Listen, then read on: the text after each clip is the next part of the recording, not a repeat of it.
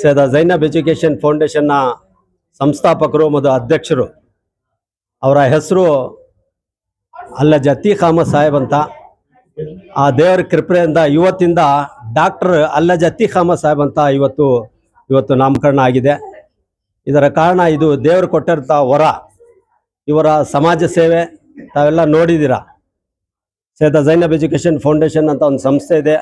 ಆ ಸಂಸ್ಥೆಯಲ್ಲಿ ಬಡ ಜನಗಳಿಗೆ, ಈ ರಾಜ್ಯದ ವಿಶೇಷವಾಗಿ ಬೆಂಗಳೂರು ನಗರದ ಬಡ ಜನಗಳಿಗೆ, ವಿಶೇಷವಾಗಿ ಅದರಲ್ಲೂ ಮಹಿಳೆಯರಿಗೆ ಟೈಲರಿಂಗ್ ಕ್ಲಾಸಸ್, ಕಂಪ್ಯೂಟರ್ ಕ್ಲಾಸಸ್, ಇತರ ಸುಮಾರು ಕಾರ್ಯಕ್ರಮಗಳು ಎಲ್ಲ ಉಚಿತವಾಗಿ, ವಿಶೇಷವಾಗಿ ಬೆಂಗಳೂರು ನಗರದಲ್ಲಿ ಯಾವುದೋ ಒಂದು ಸಂಸ್ಥೆ ಉಚಿತವಾಗಿ ಇವತ್ತು ಸೇವೆ ಸಲ್ಲಿಸ್ತಾ ಇದೆ ಮಹಿಳೆಯರಿಗೆ. ಅಂದರೆ ಅದು ಏಕೈಕ ಸಂಸ್ಥೆ ಸೈಯದ್ ಝೈನಬ್ ಎಜುಕೇಷನ್ ಫೌಂಡೇಶನ್ ಸ್ನೇಹಿತರೆ.